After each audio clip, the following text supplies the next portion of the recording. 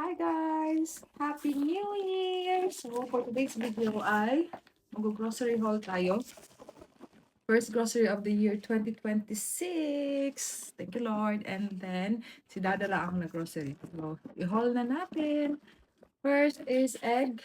So, hindi yan mawawala kasi paborito ni Adriel. And next week, start na din ng school nila. So, egg. Meron tayo broccoli. And then, orange. Put pa din yan ng ATL. Then, gulay, carrots. Yan. For 1 week na dito. Cheese. Then, pak choy. Yan, gulay.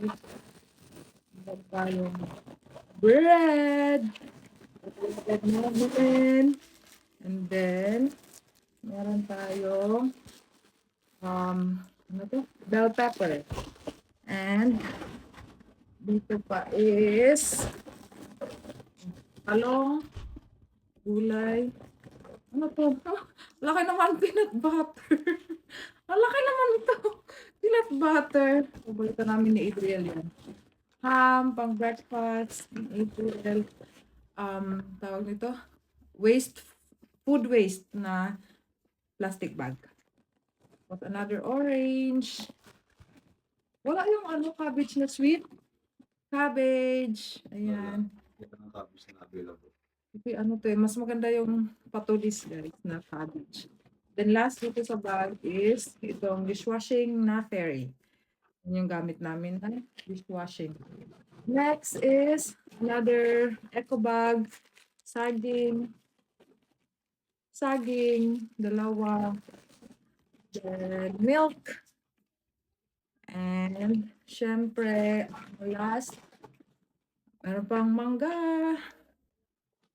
And syempre, ang hindi mawawala ay ang 5 kilos na rice. Yan, yun yung rice namin, AAA Jasmine.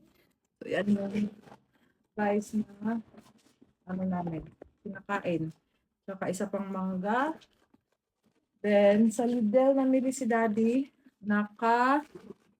siya, 34.38.